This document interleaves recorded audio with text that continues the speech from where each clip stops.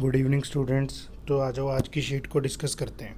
देखो, जो आज की शीट है ना, उसका टाइटल है a bed of roses. A bed of roses का मतलब क्या होता है? ए बेड ऑफ रोजेज का मतलब होता है एन ईजी लाइफ। जब आपकी लाइफ में कोई समस्याएं है ही नहीं, कोई दिक्कत है ही नहीं, उस चीज़ को क्या कहते हैं? एन ईजी लाइफ या फिर ए बेड ऑफ रोजेज। भाई, इसको यूं रिलेट किया, बेड तो लकड़ी का होता है, उस पर सोओगे तो वो चुभेगा। तो भाई बेड पे सिर्फ रोज़ ही रोज़ पड़े, वो बेड कैसा है? बिल्कुल सॉफ्ट सा है। तो वो लाइफ कैसी है? वो एक इजी सी लाइफ है जहाँ ज़्यादा आपको स्ट्रगल करने की आवश्यकता ही नहीं है। ठीक है, कुछ एरर प्रैक्टिस करते हैं, आ जाओ। देखो क्या कहता है फर्स्ट में कहते हैं you are always doing this mistake. भाई मिस्टेक को ना कभी डू नहीं किया जाता, मिस्टेक को मेकिंग किया जाता है। You are always making this mistakes. ऐसा क्यों है? ये ना कुछ कोलोकेशंस होती हैं, कुछ कोलोकेशंस होती है। तो भाई मिस्टेक के साथ में हमेशा मेक वर्ब यूज़ होती है। ही मेड ए मिस्टेक, उससे गलती हो गई थी। डू नहीं, क्योंकि डू तो फिर भी यूज़र की इंटेंशन दिखाता है कि भाई वो उस चीज़ को जानबूझ के कर रहा था, गलती तो उसकी मिस्टेक ही है, जानबूझ के थोड़ी कर रहा था। तो यहाँ पर डूइंग की जगह क्या लगा देता? मेकिंग लगा देता, सेंटेंस करेक्ट हो जाता। आगे कहते हैं there is no place in this compartment to sit right now. कहते हैं भाई इस कंपार्टमेंट में ना कोई भी प्लेस ही नहीं है सिट करने का, बैठने के लिए राइट नाउ। यहाँ पर प्लेस नहीं आना था, यहाँ पर रूम आना था। क्यों? आप खुद सोचो। जब इस तरह की सेंस देनी होती है ना हमें कि भाई सीट नहीं है, तब हम रूम की बात करते हैं, रूम कहते हैं बजाय कि प्लेस के। ये प्लेस कब लगाता? ये प्लेस जब लगाता, मान लो कोई ट्रेन वगैरह में जा रहे थे, वहाँ पे कोई पैसेंजर गलत बिहेव कर रहा था, गाने वाने चला रहा था, तब हम उसको कह सकते थे, हम उसको क्या कह सकते थे? There is no place for this behaviour. भाई इस व्यवहार के लिए ना यहाँ इस डिब्बे में ऐसी कोई जगह नहीं, उस सेंस में तो लग जाता है। लेकिन जब हम खुद उस चीज़ को ना एक सीट ऑक्यूपाई करने के लिए कहें कि भाई मेरे लिए जगह नहीं है वहाँ पर, उस सेंस में प्लेस की बजाय रूम लगता है। ठीक है, ये बनता है एरर, कई बार बनता है। आगे देखो, आगे क्या कहता है? These poisonous gases will effect our health. ये जो पॉइजनस गैसेज है ना, ये इफ़ेक्ट करेगी हमारी हेल्थ को। आपको पता है रावण से लिंक कर लेना। किससे लिंक करोगे जी? रावण से। ए वाली जो होती है वो होती है वर्ब, ई वाला जो होता है वो होता है नाउन। ठीक है, यूँ तो ई वाला भी नाउन होता है, लेकिन ई वाली भी वर्ब होती है, लेकिन वो मीनिंग अलग देती है। तो जो एसएससी एरर बनाएगी, एसएससी एचएसएससी, वो यही बनाएंगी, लगानी ए वाली वर्ब थी, ई वाला नाउन लगाएंगे। ठीक है, अब आपको पता है क्या? विल एक मोडाल है, मोडाल के बाद वर्ब की नेचुरल फॉर्म, लेकिन ये तो वर्ब ही नहीं लगा रहा है, ये तो नाउन लगा रहा है। तो आप वर्ब लगा दो, आप लगा दो अफेक्ट। आप क्या लगा दोगे? अफेक्ट। ठीक है, आगे क्या कहता है? Few people would support his proposal would not they. ये क्वेश्चन टैग वाले सेंटेंसेस थे। आप आ रहे हो, आप आओगे, क्या आप आओगे, इस तरह के सेंटेंसेस डालते हैं ना, उन्हें क्वेश्चन टैग वाले कहते हैं। तो भाई क्वेश्चन टैग में बेसिकली दो सेंटेंसेस होते हैं, एक ये वाला और एक ये वाला। इसके अंदर ना दो तीन बातें याद रखने की होती है। अगर पहले वाला जो मेन सेंटेंस है वो पॉजिटिव हो, एफर्मेटिव हो, तो दूसरे वाले को नेगेटिव बनाओ। ठीक है, अगर पहले वाला नेगेटिव हो तो दूसरे वाले को पॉजिटिव बनाओ। इसी सेंस में बनता है। एक चीज़ तो ये, भाई मेन सेंटेंस का जो भी होगा, अगर पॉजिटिव होगा तो हम क्वेश्चन टैग में नेगेटिव बनाएंगे, और अगर मेन सेंटेंस नेगेटिव होगा तो फिर हम क्वेश्चन टैग में पॉजिटिव बनाएंगे। उसका उल्टा बनता है। दूसरी चीज़ क्या है? क्वेश्चन टैग में प्रोनाउन यूज़ होता है। वहाँ कोई भी नाउन हो वो क्या लगाएगा? उसके लिए कोई प्रोनाउन लगाएगा। और तीसरी चीज़ क्या याद रखना? टेंस चेंज नहीं करना, टेंस को हम चेंज नहीं करेंगे। ठीक है, अब आप देखो, few people would support his proposal. वो पहली चीज़ तो नाउन आया पीपल, इस पीपल के लिए इसने क्या लगा दिया? दे लगा दिया। वुड को इसने एज इट इज़ वुड रखा, कोई गड़बड़ नहीं कर रहा, मोडाल ही लगा रहा है। लेकिन इसने गड़बड़ क्या की? अभी सीखा पॉजिटिव है तो उसका नेगेटिव में होना चाहिए। फ्यू पीपल को देख के कैसी सेंस आई? हमने सीखा था क्या? A few, the few, few. तो जो फ्यू एडजेक्टिव होता है भाई, फ्यू एडजेक्टिव होता है, जब इसके साथ ए लग जाता है तो इसका मतलब है बहुत थोड़ा सा है, नाम मात्र है। दा लग जाता है तो थोड़ा सा है, उसकी तरफ हम बात करें। और जब कोई भी आर्टिकल नहीं लगता ना, खाली फ्यू रहता है, तो उसका मतलब तो होता है ही नहीं वो चीज़, नाम मात्र से। यहाँ तो थोड़ा सा है, काम भी चल जाएगा। यहाँ फिर पता है थोड़ा, लेकिन कैसा है उसके बारे में आगे बात कर रहे हैं। लेकिन जब खाली फ्यू है, कोई भी आर्टिकल नहीं लगा रहा, खाली फ्यू लगा रहा है ना भाई, तो नकारात्मक सेंस देता है, एक नेगेटिव सेंस देता है कि वो चीज़ है ही नहीं। और भाई नेगेटिव सेंस दे रहा है, कहता है थोड़े से लोग ही उसके प्रपोजल को सपोर्ट करेंगे। इसको पढ़ के पता लगा कि कोई करेगा ही नहीं, क्योंकि फ्यू लगा रहा है। तो अब आगे वही तो पूछेगा, पॉजिटिव में तो पूछेगा क्या? Would they. अगर पहले वाला सेंटेंस नेगेटिव बना दिया फ्यू लगा के तो क्वेश्चन टैग तो पॉजिटिव बनाना पड़ेगा, इसीलिए इस नोट को हटा दो, क्या कर दोगे, वुड दे। ठीक है, आगे बढ़े। After his illness the patient was sick with life. कहता है बीमार होने के बाद ना पेशेंट सिक विद लाइफ हो गया, सिक विद लाइफ नहीं, सिक ऑफ लाइफ। भाई बीमार हुआ पेशेंट और वो क्या हो गया, अपनी ज़िंदगी से ही ऊब गया। सिक ऑफ का मतलब ये होता है कि बस अब इरिटेट सा हो गया, एकदम उसका मन सा खराब हो गया, मन मार के ही चीज़ कर रहा है, तो भाई ज़िंदगी उसको ख़राब सी लग रही है, तो सिक विद नहीं, सिक ऑफ लगाना था। आगे कहता है the old gentleman dash to be a very good friend of my grandfather. भाई जो ओल्ड जेंटलमैन है वो मेरे ग्रैंडफादर के बहुत अच्छे दोस्त निकल गए। यहाँ लगानी थी फ्रेजल वर्ब, क्या लगानी थी, फ्रेजल वर्ब। फ्रेजल वर्ब का मीनिंग नहीं पता होता तो नहीं लगा पाते, तो भाई यहाँ आना था टर्न आउट। टर्न आउट का मीनिंग क्या होता है, टू बी प्रूव्ड, किसी चीज़ का, किसी बात का साबित हो जाना। कहते भाई ओल्ड जेंटलमैन थे मेरे दोस्त, मेरे दादाजी के बहुत अच्छे दोस्त साबित हो गए, वो बहुत अच्छा दोस्त निकल गया। इसका आंसर तो था टर्न आउट। टर्न इन का मतलब क्या होता है, सड़क वगैरह जा रही है, यहाँ बोर्ड लिखा हो, यहाँ टर्न हो, बोर्ड पर भी लिखा होता है टर्न इन, भाई इस साइड मुड़ जाओ, यानी आगे मोड़ है। टर्न इन का मीनिंग होता है टू टर्न। ठीक है, इसका कल एक सिनोनिम किया था ना हमने, क्या, जिग और जैग, दोनों किए थे, देख लो। अब आगे देखो टर्न ओवर। भाई कंपनी का टर्न ओवर नहीं होता, एक तो वो वाली सेंस होती है कि आपकी कंपनी का इतना टर्नओवर है, क्या रहा।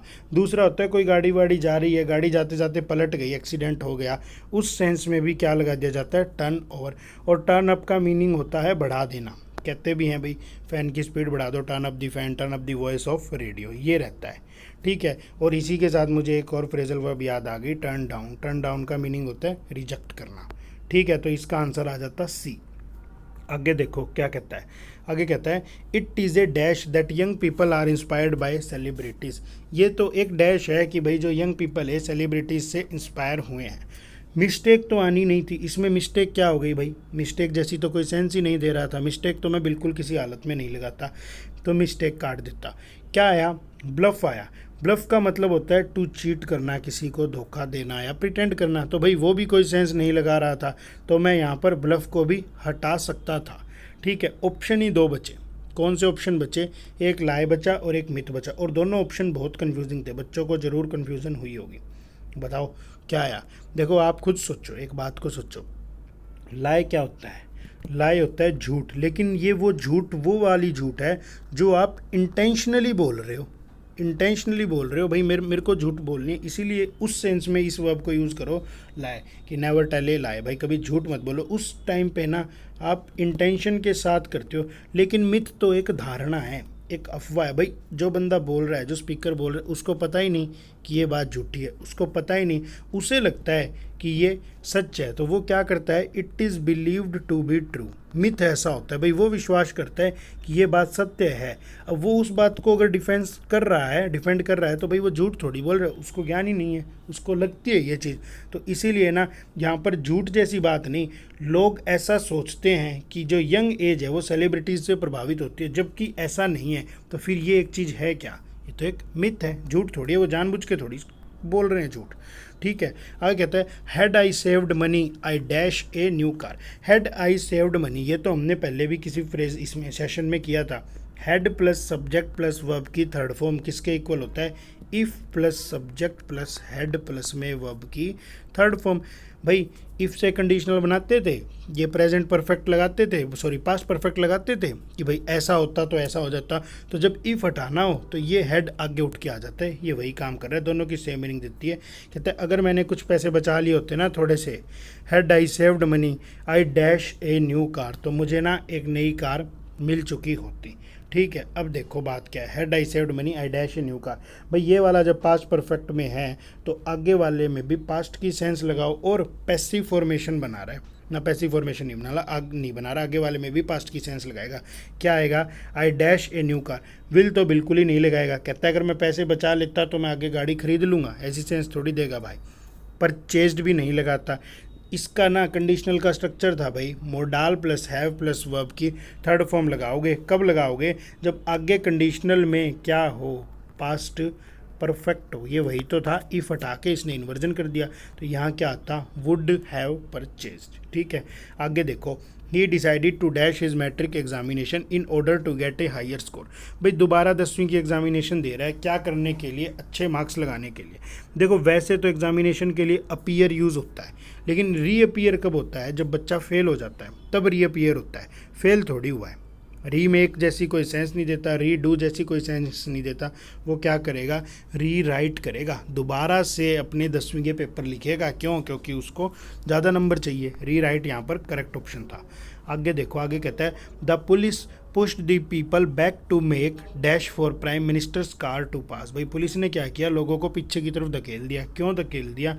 क्योंकि प्रधानमंत्री जी की गाड़ी जा रही थी। अब एक बात बताओ, the police pushed the people back to make dash from prime minister car. अगर इतना होता ना तो पैसेज आंसर आ सकता था, लेकिन जब आगे पास दे दिया ना तो पैसेज आंसर नहीं आ सकता था, सुपरफ्लो का एरर बनाता। इसीलिए इसको हटा दो भाई, इसीलिए इसको हटा दो। एक सेकंड, हाँ इसीलिए इसको हटा दो। एरिया नहीं, एरिया तो क्षेत्र होता है, क्षेत्र जैसी कोई बात ही नहीं की। प्लेस भी नहीं, यहाँ क्या आता? वे आता। गाड़ी कहाँ से आएगी? बोलते भी तो हैं कार को रास्ता दे, तो कार को रास्ता दे दो, give the way to car, ambulance को रास्ता दो। तो यहाँ वे वाली सेंस लगाने के लिए इसमें बी ऑप्शन लगाते। ठीक है, आगे देखो, आगे देखो, आगे क्या कहते हैं? आगे कहते हैं डेलीजेंट। डेलीजेंट का मीनिंग क्या होता है? Hard working. क्या बताने थे इसमें? सिनोनिम ही बताने थे। डेलीजेंट क्या बताने थे? सिनोनिम ही बताने थे। देखो डेलीजेंट का मीनिंग ही क्या होता है? Hard working. दिल्ली का जेंट, कैसे याद रखा? दिल्ली के जेंट्स बहुत मेहनत करते हैं, बहुत पैसा है। क्यों? क्योंकि हार्ड वर्किंग। इंटेलिजेंट भी पता है आपको, रिलायबल होता है जिस पर आप भरोसा कर सकते हो। ट्रस्टवर्दी, रिलायबल यानी एबल टू बी रिलायड, जिस पर आप निर्भर कर सकते हो। एमिनेंट का मतलब होता है कोई चीज़ फेमस, कोई चीज़ फेमस है या फिर प्रसिद्ध है। टेम्पेस्ट का मीनिंग क्या होता है? तूफान। टेम्पेस्ट का मीनिंग होता है तूफान यानी कि स्टॉर्म। टेम्परेचर नहीं बनता, ड्रामा नहीं बनता, टेम्पटेशन नहीं बनता। टेम्पटेशन क्या होता है? एक तरह की लाइकिंग होना किसी चीज़ के लिए। To have an attraction for something, किसी भी चीज़ के लिए ना आपको कोई अट्रैक्शन है, कोई काम है यार मैं करना चाहता हूँ, मेरे को उस काम के लिए अट्रैक्शन है, तो मैं उसको क्या कह सकता हूँ? टेम्पटेशन है।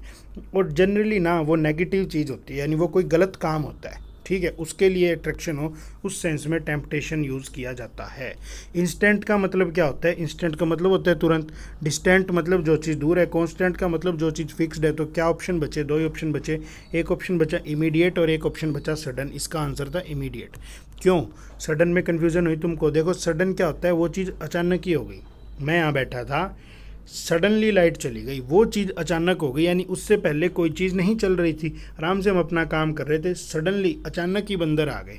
ठीक है, लेकिन अब देखो यहाँ बैठे काम कर रहे थे, सडनली बंदर आ गए, बंदर को देखते ही इमीडिएटली मैंने दरवाज़ा बंद कर दिया। एक दिन ऐसा हुआ था, फिर हमारे अमन आ गए थे, अमन ने दरवाज़ा बंद कर दिया था। तो उस सेंस में तो जब अचानक चीज़ हुई तब तो सडन सेंस देता था। ठीक है, ये सेंस देता है भाई सडनली और इमीडिएटली। इसका आंसर आना था इमीडिएटली। अब आगे कहते हैं डिजास्टर। डिजास्टर का एक तो मीनिंग होता है दुर्घटना, आपदा। दूसरा इसका मीनिंग क्या होता है? दुर्भाग्य है, बैड लक। दूसरा इसका मीनिंग क्या होता है जी? दुर्भाग्य या फिर बैड लक। देखो डिजास्टर क्या है? दुर्भाग्य या फिर बैड लक। तो इसका सिनोनिम क्या बना? मिसफॉर्चून। डेथ भी नहीं हो सकता। एपिडेमिक होता है महामारी। महामारी देखो अभी फैल रही है ना कोरोना, वो उस सेंस में एपिडेमिक कह सकते हैं कि कोरोना इज़ एन एपिडेमिक, एक महामारी है। डीरेलमेंट होता है जब ट्रेन पटरियों से उतर जाए, हादसा हो जाए, उस सेंस में ये वर्ड लगता है डीरेलमेंट। इसी के अंदर ही तो दिख रहा है रेल, रेल पटरियों से उतर गई भाई, डीरेलमेंट कह दिया। आगे कहता है एडवर्स। एडवर्स का मीनिंग ही क्या होता है? विपरीत परिस्थितियाँ। कह रहा है एडवर्स इफेक्ट नहीं होता, एडवर्स कंडीशंस नहीं होता। तो भाई एडवर्स का मीनिंग क्या हो गया? विपरीत। अनइक्वल हटा दो, अनफेवरेबल होता है, अनवांटेड भी नहीं होता। क्या बनेगा? अनफेवरेबल। और अनड्यू का क्या मतलब होता है जी? अनड्यू का क्या मतलब होता है? अनड्यू का मीनिंग होता है एक्सेसिव। कोई चीज़ एक्सेस में होना, प्रचुर मात्रा में, यानी एक्सेसिव है। ठीक है, ये होता है। अब आगे देखते हैं आप। आगे ना इडियम का मीनिंग बताना था। He put across his ideas to the minister. इसके अंदर इडियम पहचाननी भी थी और मीनिंग भी बता देते। इडियम तो थी पुट अक्रॉस। पुट अक्रॉस का मीनिंग क्या होता है? पुट अक्रॉस का मीनिंग क्या होता है? कहते नहीं है भाई मैंने मेरी बात पुट कर दी अक्रॉस, उसके सामने अच्छे से रख दी, अपनी बात को मैंने उसके सामने अच्छे से रख दिया। पुट अक्रॉस का मीनिंग क्या होता है? Made available. मेड अवेलेबल थोड़ी, मेड अवेलेबल तो बस बता दी अगला एक्शन ले या ना ले, लेड असाइड भी नहीं। स्ट्रांगली एक्सप्रेस्ड या फिर इफेक्टिवली कन्वेड, इन दोनों में थोड़ा सा फ़र्क है। स्ट्रांगली एक्सप्रेस्ड है भाई मैंने अपनी बात एक्सप्रेस कर दी स्ट्रांगली, अगले को पसंद आए या ना आए, लेकिन इफेक्टिवली कन्वेड का मतलब है प्रभावशाली तरीके से कहिए, शायद उसको पसंद आ जाए। तो यहाँ पर इफेक्टिवली कन्वेड वर्ड आना था, मीनिंग भी यही होता है। आगे कहते हैं George and I are neighbours but we don't see eye to eye with each other. Eye to eye का क्या मीनिंग होता है? आई टू आई, देखो जब हमें कोई बात बताए, तो क्या होता है, मान लो एक लड़का शराब पी के आया, उसके पापा ने कहा शराब पी के आया, कहता नहीं, कहता आंखों में आंखें डाल के देख, यानी आंखों में आंखें डाल के जवाब दे। आंखों में आंखें डाल के जब आप बात करते हो वो जवाब नहीं देता, क्यों? कि उस टाइम पे आप दोनों किसी पॉइंट पर एग्री करते हो, तभी तो हिंदी में बोलते हैं ऐसा, आंखों में आंखें डाल, वही इंग्लिश में मीनिंग होता है। सी आई टू आई का मीनिंग क्या होता है? एक दूसरे से एग्री करना। तो लाइक नहीं, लाइक तो पसंद करना, कोई ज़रूरी थोड़ी है पसंद कर रहा है, बात दोनों की आंखों में आंखें डाल के कर रहा है, यानी एग्री कर रहा है वो उसकी बात से। क्या आता? एग्री आता, इंटरेक्ट भी नहीं आता और फाइट भी नहीं आता। आगे आ जाओ, आगे क्या कहता है, देखो आगे कहता है the question of unemployment is a hard nut to crack. भाई जो अनएम्प्लॉयमेंट, जो बेरोजगारी का मुद्दा है ना, वो क्या है? वो एक हार्ड नट है क्रैक करने के लिए, एक डिफ़िकल्ट चीज़ है, हार्ड नट टू क्रैक है। हार्ड नट टू क्रैक का मीनिंग भाई डिफ़िकल्ट टास्क है। कोई चीज़ हार्ड होगी तो वो कैसी होगी? डिफ़िकल्टी तो होगी। नट वगैरह ये नहीं होते कि अपने बादाम अखरोट उस तरीके से लिंक करो कि हार्ड नट है, उसको चबाया नहीं जा सकता, टू क्रैक मतलब उसको तोड़ा नहीं जा सकता, इसीलिए वो चीज़ क्या है? डिफ़िकल्ट है। इसका मीनिंग ही क्या होता है? Difficult task. डिफरेंट नहीं, इम्पॉसिबल नहीं, इनएक्सप्लिकेबल प्रॉब्लम भी नहीं। ठीक है, आगे देखो क्या कहता है, the rat race among the leaders is revolting. Rat race एक ईडियम होती है। रैट रेस का मीनिंग क्या होता है? एक बात इमेजिन करो, बहुत सारे चूहे हैं, ये चूहा, ये चूहा, ये चूहा, इनको कह दे तुम्हें रेस लगानी है तो ये लाइन में भागेंगे क्या? ये यूं भागेंगे, कोई इधर कोई इधर कोई इधर कोई इधर, यानी ना एक वो नहीं होती, बहुत घटिया एक ख़राब सी सिचुएशन बना दी, रेस चल रही है, उस चीज़ को कहते हैं रैट रेस। कि ना बहुत ज़्यादा कंपटीशन फैला हुआ है और उस कंपटीशन में कोई एक दूसरे की परवाह नहीं कर रहा, बस आगे बढ़ना है, चाहे धक्का मुक्की हो, चाहे एक दूसरे को मारना काटना पड़े। उस सेंस में उस कंपटीशन के लिए यूज़ क्या होता है? Rat race. तो ऐसा तो एक ही ऑप्शन दिख रहा है मुझे, तो डी दिख रहा है। क्या? Fierce competition for power, power के लिए, सत्ता ताकत के लिए फियर्स तरीके से कंपटीशन कर रहे हैं। फियर्स कंपटीशन, फियर्स का मतलब ही होता है बिल्कुल उस तरीके से, प्रचंड बर्बर क्रूल तरीके से वो कर रहे हैं। ठीक है, करप्शन का मतलब होता है भ्रष्टाचार। फेवरेटिज्म का मतलब होता है अपना वही फेवरेट को कोई चीज़ देना। नेपोटिज्म का मतलब होता है भाई भतीजावाद। नेपोटिज्म का मतलब होता है भाई भतीजावाद। एक आदमी मंत्री बन गया, उसके भाई भतीजों को सारा टेंडर मिल रहा है, भेदभाव हो रहा है, उसी को क्या कहते हैं? नेपोटिज्म। ऐसा ही एक और वर्ड आ जाता है क्रोनिज्म। क्रोनिज्म, इसकी स्पेलिंग चेक कर लेना, मेरे को स्पेलिंग याद नहीं आ रही है। क्रोनिज्म करके वर्ड होता है, उसमें भी अपने फेवरेट लोगों को हम फ़ायदा देते हैं, क्योंकि इसके अंदर खुद ही तो कह रहा है क्रोनी। क्रोनी ना एक्चुअली में दोस्तों को कहा जाता है क्रोनीज। ठीक है, तो भाई अपने दोस्तों को आप बेनिफिट दे रहे हो, गलत फ़ायदा उठा रहे हो, ये मीनिंग होता है। आगे कहते हैं people were dropping like flies in the intense heat. बड़ी तेज गर्मी में, इंटेंस हीट में लोग क्या है? ड्रॉपिंग लाइक फ्लाइज है। ड्रॉपिंग लाइक फ्लाइज का मतलब क्या होता है? वैसे तो इसका मतलब होता है बहुत बड़ी संख्या में, लंबी संख्या में मरना, डेथ होना, या फिर किसी चीज़ से इफेक्टेड होना। ठीक है, कोलैप्सिंग इन large number. Dropping like flies, यूँ सोच लो फ्लाइज होती है मक्खियाँ, और मक्खियाँ कैसे मरती हैं? जब मरती हैं तो बहुत सारी मर जाती हैं, है ना, सर्दियाँ एक्सेस गर्मी में मर जाती है। तो इस तरीके से लिंक करके याद करा था, कोलैप्सिंग इन लार्ज नंबर। ठीक है, और कोई भी नहीं बनता। Getting infected with many disease नहीं, taking leave in large number, sitting down in the shade. और भाई पेपर में जब ईडियम फ्रेज आए तो ऑप्शंस को ज़रूर पढ़ना, क्योंकि एग्ज़ाम में ऐसा होगा 4-5 ऑप्शन बना के दे देंगे, उनमें से आंसर आपको बेस्ट चॉइस छांटनी होगी। हो सकता है पहला पढ़ के हमें आंसर लगे वैसा मीनिंग भी कन्वे कर रहा हो, लेकिन हमको क्या करना पड़ेगा बच्चों? बेस्ट चॉइस को चूज़ करना पड़ेगा। ठीक है, अब एक बार इसको पढ़ लो, देखो क्या कहते हैं। कहते हैं in this life there are no gains without pain. वैसे तो होता है there is no gain without pain, लेकिन कहते हैं ज़िंदगी में ना कुछ भी हासिल नहीं होता बिना दर्द तकलीफ़ के उठाए। No victory is a real triumph. कोई भी जीत, victory is a real triumph, कोई भी जीत असलियत में जीत ही नहीं है। कब तक नहीं है? अनलेस द फो इज़, यहाँ पर ना स्पेस आना था, फो और इज़। फो होता है आपका एनिमी।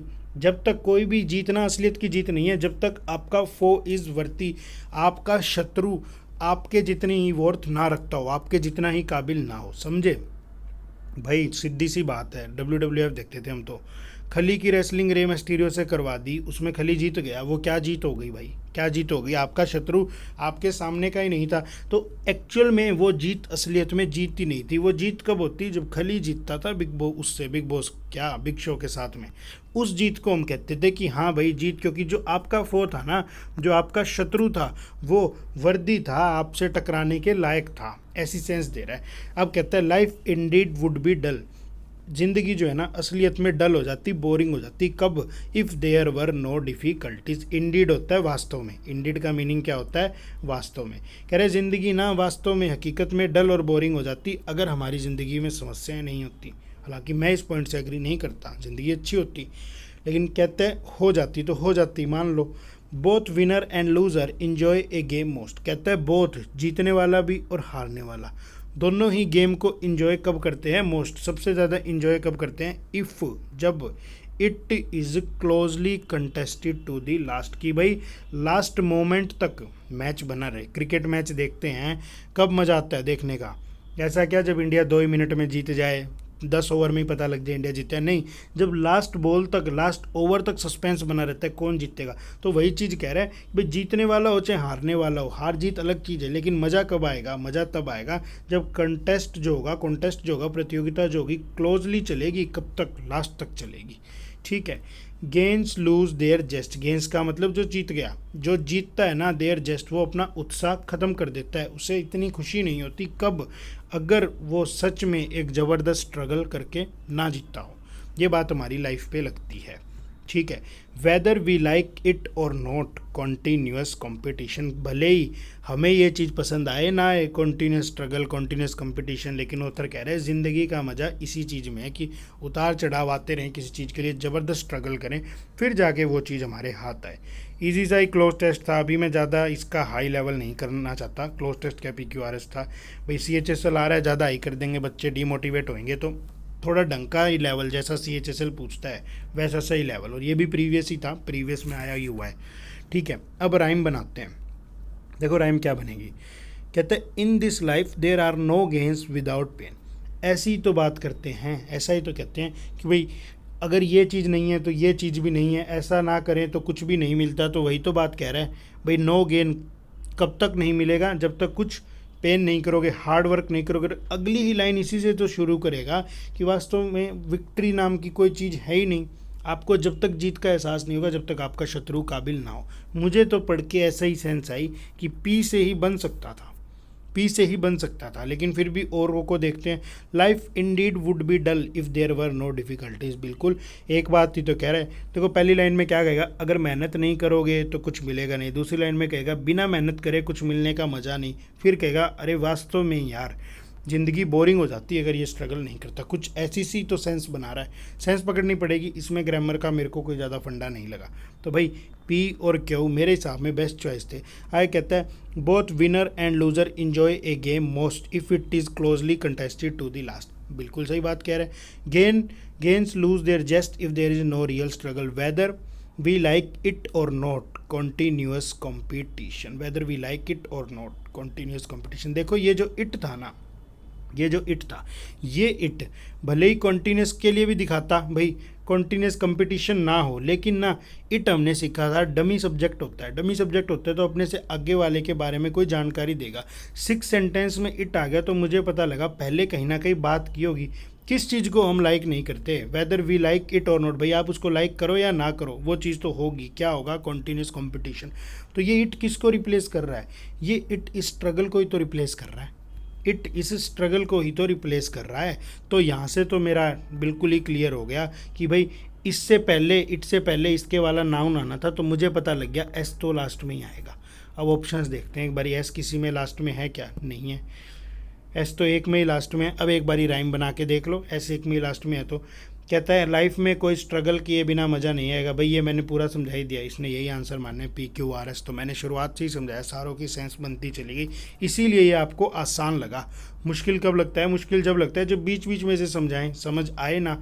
जब ऑर्डर ही ख़राब करके दे रखा होता तो हमें समझ ही नहीं आता, कहीं पी कहीं क्यों लगा देता। लेकिन ये हमारे लिए अच्छी चीज़ थी कि सेम ऑर्डर में बना रहा था, PQRS ही बनता है इसका। ठीक है। एक बारी लास्ट को और देख लो। कहता है one botany professor always try to convince his student that his branch of biology is superior to all other. भाई एक बात देख लेना, हिज स्टूडेंट, एक स्टूडेंट थोड़ी होगा, बहुत सारे बच्चे होंगे, एक स्टूडेंट को क्या तो कन्विंस कर रहा होगा। क्या आना चाहिए था, स्टूडेंट्स आना चाहिए था, टाइपिंग का एरर हो गया। ठीक है, क्या कह रहा है, ये कह रहा है एक बायोलॉजी का एक बॉटनी का प्रोफेसर है। बायोलॉजी होती है बायोलॉजी, एक मिनट थोड़ा सा देख लो, बायोलॉजी क्या होती है, बायोलॉजी इसके अंदर ना रूट वर्ड मिला लोग का मतलब होता है स्टडी, बायो का मीनिंग होता है स्टडी ऑफ लिविंग ऑर्गेनिज्म। इस बायोलॉजी के कुछ पार्ट्स कर दिए जाते हैं, एक पार्ट इसका क्या कर दिया जाता है, बॉटनी, और एक इसका क्या पार्ट कर दिया जाता है, जूलॉजी। क्या, जूलॉजी। बॉटनी में क्या पढ़ोगे, बॉटनी होती है किसकी पढ़ाई, प्लांट्स की पढ़ाई, प्लांट्स के बारे में पढ़ेंगे। और जूलॉजी किसके बारे में पढ़ोगे, एनिमल्स के बारे में पढ़ोगे। और दोनों पार्ट किसका है, दोनों पार्ट है बायोलॉजी का। बायोलॉजी होता है क्या, स्टडी ऑफ लिविंग ऑर्गेनिज्म। तो भाई दो पार्ट कर दिए, एक में प्लांट्स पढ़ेंगे, एक में जानवरों को पढ़ेंगे। याद रखने का कन्फ्यूज़न हो रही है तो मैं बता देता हूँ, इस जू में क्या मिलेगा, एनिमल्स मिलेंगे, तो एनिमल्स की स्टडी को क्या कहेंगे, जूलॉजी, ऐसे याद कर लो। और बॉटनी को मैंने कैसे याद रखा था, इसकी तो मैंने राइम बनाई थी, भूतनी। भूतनी कहाँ मिलती थी, जंगल में पेड़ पौधों पे भूतनी मिल जाती थी, बचपन में हम डरते थे, अभी भी डरते ही हैं, भूतनी ना मिल जाए तो भाई भूतनी कहाँ मिलेगी, पेड़ पौधों में मिलेगी, इसको ऐसे ही पढ़ो भूतनी। तो भूतनी यानी बॉटनी, इसकी पढ़ाई को क्या कहते हैं, प्लांट्स की स्टडी। ठीक है, ये राइम बना दी। एक प्रोफेसर साहब है जो ऐसा कहते हैं, वो बॉटनी पढ़ाते हैं कि बॉटनी सबसे अच्छी चीज़ है, किससे अच्छी चीज़ है, अदर ब्रांच से, यानी जूलॉजी से अच्छी है। One botany professor always try to convince his students that his branch of biology is superior to all the others. आगे कहता है his most persuasive argument however came during a laboratory session.